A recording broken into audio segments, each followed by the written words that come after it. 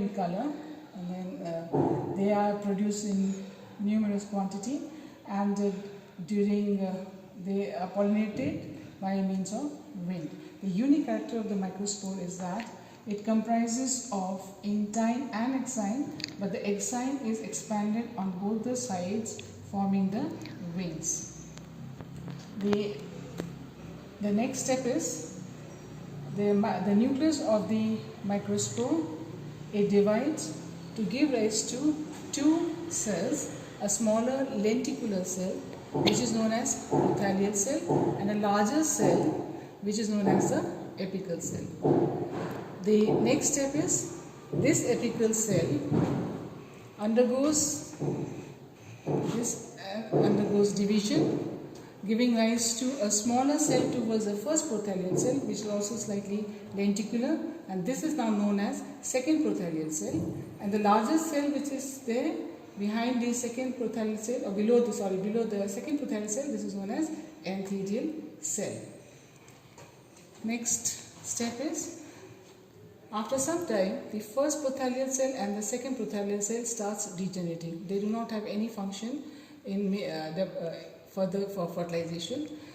The enthedial cell divides and it gives rise to two cells, a smaller cell which is known as a generative cell and a larger cell which is known as a tube cell. So at this stage there are four cells: first prothallate cell, second prothallate cell, generative cell and tube cells. This stage is known as 4-cell stage of microspore, and it is at this stage that the pollen grains from the microsporangia are shed and carried away by wind to the orthotopous ovule.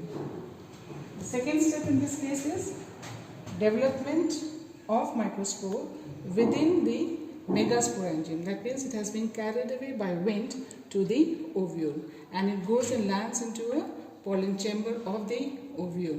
This is after pollination. The development is, here we can see that the exine, which was continuous, it ruptures and the intine comes out in the form of a tube, and this is known as pollen tube. This is known as pollen tube.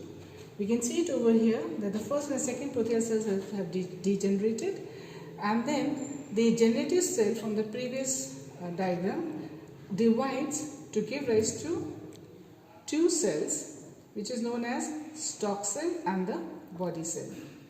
The tube cell moves into the pollen tube. Next step, the stalk cell is slightly bigger. It remains in the upper part, whereas the body cell divides to give rise to two cells or two nuclei, and these are known as male nuclei, which forms the male gametes. So in this diagram we can see that the degenerated prothallate cells in the upper part, and in the pollen tube we get the tube cell, the stalk cell and the two male gametes. The cell wall of this stalk cell and the tube cell also degenerates, and finally the whole thing, the stalk cell as well as the tube cell will degenerate, and only the male gametes will be left for fertilization. The rest will be covered up after fertilization.